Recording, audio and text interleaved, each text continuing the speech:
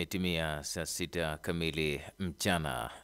Ifuatayo ni taarifa ya habari kutoka Radio Kwizera FM. Msomaji ni Jerome Robert. Na kwanza ni muktasari wake.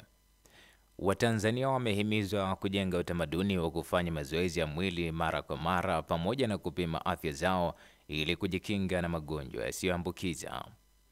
Umoja wa umiliki wa maduka ya dawa za binadamu wilayani Chato mkoani Geita umepiga marufuku tabia ya baadhi ya wafanyabiashara kufungua maduka pasipo kuweka wataalamu husika kuhudumia. Na zaidi ya watu 30 nchini Jamhuri ya Kidemokrasia ya Kongo wameripotiwa kufariki huko nyumba pamoja na vitu vingine vimeharibiwa kutokana na mafuriko. Habari kamili. Dodoma. Watanzania wamehimizwa kujenga utamaduni wa kufanya mazoezi ya mwili mara kwa mara pamoja na kupima afya zao ili kujikinga na magonjwa yasiyoambukiza na kuyagundua mapema kwa ajili ya matibabu ya haraka. Wito huu umetolewa na kaimu mkurugenzi wa huduma za kinga kutoka Wizara ya Afya, Dr. Otelia Gowele jijini Dodoma jana wakati wa matembezi maalum ya kuhamasisha mazoezi ya viungo ikiwa ni sehemu ya maadhimisho ya wiki ya afya kitaifa.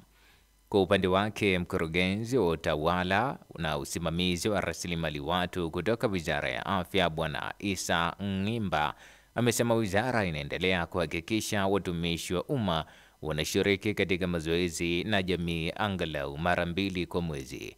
Aidha, maadhimisho ya wiki ya afya nchini yalianza Aprili 3 na inatarajiwa kuhitimishwa kesho Aprili 8. Chato. Umoja wa wamiliki wa maduka ya dawa za binadamu wilayani Chato mkoani Geita umepiga marufuku tabia ya baadhi ya wafanyabiashara kufungua maduka hayo pasipo kuweka wataalamu husika wa kutoa huduma. Mwenyekiti wa umoja huo Didas Malale amesema kila mtoa huduma ya dawa za binadamu ni lazima awe na taaluma kwa kuwa dawa hizo zina madhara pindi mtumiaji asipopatiwa maelekezo stahiki ya matumizi. Amesema ili kulinda afya ya jamii, viongozi wa umoja wa umiliki wa maduka ya dawa muhimu za binadamu wilayani humo kwa kushirikiana na idara ya afya wameendelea na wameandaa msako wa kubaini wote wanaotoa huduma hiyo bila taaluma. Na uchumi wa blue ni wa muhimu. Tayari ameanza kuleta vizimba katika mtoa dawa anatakiwa awe na taaluma. Maana yake awe na cheti cha taaluma lakini pia awe na cheti cha ADO ambacho kinakuwa kimefanywa uhakiki na Baraza la Famasi, akaruhusiwa kutoa huduma ya dawa. Kwa ndugu zetu ambao hawajajiunga na hii huduma, kitu cha kwanza tunachokifanya huwa tunatoa elimu. Tunawapatia elimu. Baada ya kuwapatia elimu ndipo anaruhusiwa kuanzisha mradi wa utoaji wa huduma ya dawa muhimu. Baadhi ya wananchi wilayani humo wameupongeza mkakati huo na kusema kuwa utasaidia kila mtoa huduma ya dawa kufuata sheria za dawa na vifaa tiba ili kuwa na jamii salama. Bukoba. Idara ya uhamiaji wilayani Misenyi mkoani Kagera imekemea tabia ya baadhi ya wenyeviti wa vijiji wa mipakani kuwapokea raia wa kigeni wanaoingia nchini kinyume na utaratibu. Hayo yameelezwa na mkuu wa idara ya uhamiaji wilayani humo, mrakibu mwandamizi Ezron Donge, wakati akiongea na wenyeviti hao katika kikao cha kutoa elimu ya kukabiliana na uhamiaji haramu. Amesema kuwa wenyeviti wa vijiji vilivyo mipakani pamoja na wananchi wake ndio walinzi nambari 1 wa mipaka, hivyo wahakikishe kutoa taarifa kwa yeyote watakayemwona ama kuhisi anaingia nchini bila kufuata utaratibu. Ndio mnakaa na watu kwa muda mrefu, na sasa hiki ninachokisema kinawahusu sana, kwamba ukiona mtu ambaye haeleweki inakubidi uweze kutoa taarifa kwa afisa uhamiaji wilaya. Kwa upande wao, baadhi ya wenyeviti wamesema wengi wao wanatambua wajibu wao na kwamba mara zote wanashirikiana na uhamiaji kuhakikisha wanawakamata wanaoingia nchini kinyume na utaratibu. Chato. Halmashauri ya wilaya ya Chato mkoani Geita imesema kuwa imepokea vizimba vya kufugia samaki vyenye thamani ya zaidi ya shilingi milioni 100 kutoka Wizara ya Mifugo na Uvuvi kuwakopesha vijana katika vikundi vya uvuvi. Mkurugenzi mtendaji wa halmashauri ya wilaya ya Chato Mandiaki hiyo amesema mkopo wa vizimba hivyo utawanufaisha vijana na lengo la serikali kutoa mkopo huo ni kuchochea maendeleo ya uchumi wa buluu kupitia ufugaji wa samaki. Amesema ufugaji wa samaki kwa njia ya vizimba unalenga kupunguza wimbi la uvuvi usiofuata sheria pamoja na kuchochea maendeleo ya uchumi kwa wakazi wa wilaya ya Chato. Na uchumi wa bluu ni wa muhimu. Tayari ameanza kuleta vizimba katika wilaya yetu ya Chato. Kwa wananchi mbalimbali kupitia mkopo, kupitia msaada kutoka kwa Mheshimiwa Rais, tayari tuna vikundi zaidi ya 5. Tayari vimeshaanza kupokea vizimba na boti za kuvulia. Kwa sekta ya uvuvi, Chato inaenda kuwa ni sekta kubwa sana.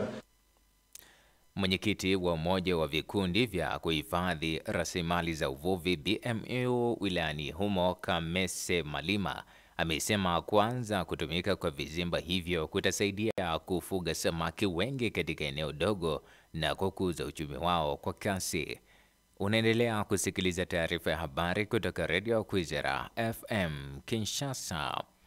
Zaidi ya watu 30 katika mji wa Kinshasa nchini DRC wameripotiwa kufariki huku nyumba pamoja na vitu vingine vimeharibika kutokana na mvua kubwa ambayo imenyesha usiku wa kuamkia jana. Gavana wa mkoa wa Kinshasa Daniel Bumba amesema idadi hiyo ya vifo ni ya muda, kwani chama cha Msalaba Mwekundu kwa kusaidiana na wananchi bado inaendelea kutafuta miili ya watu ambayo inasadikika kukwama kwenye tope.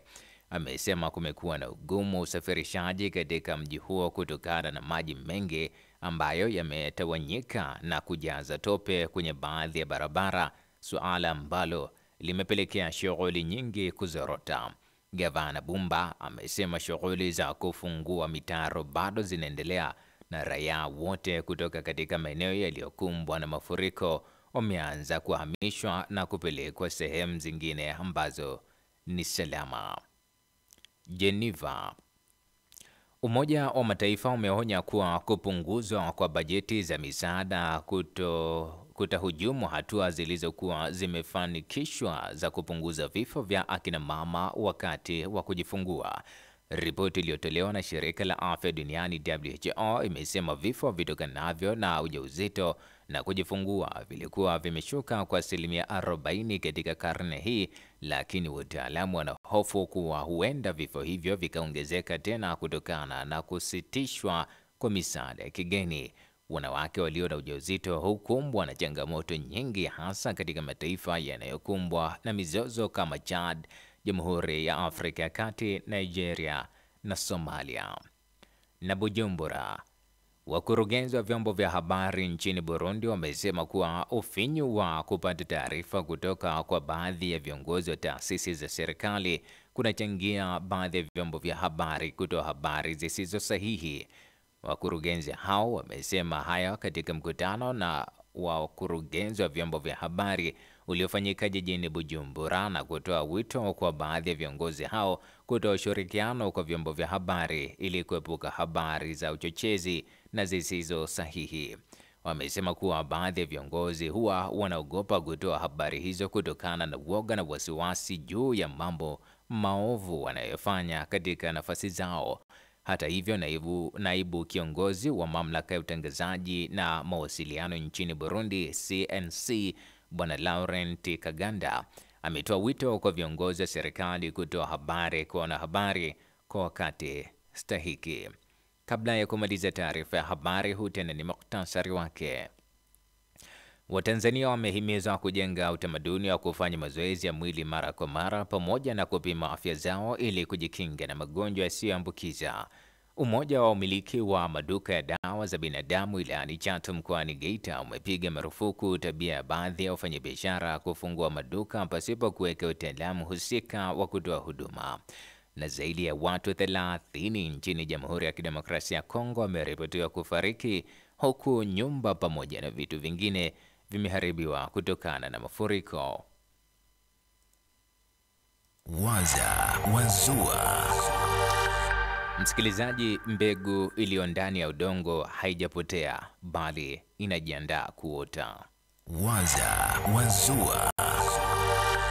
Na huo ndio mwisho wa taarifa ya habari. Endelea kutufuatilia katika mitandao yetu ya kijamii, Instagram, TikTok na X @Radio Kwizera FM, YouTube Kwizera TV.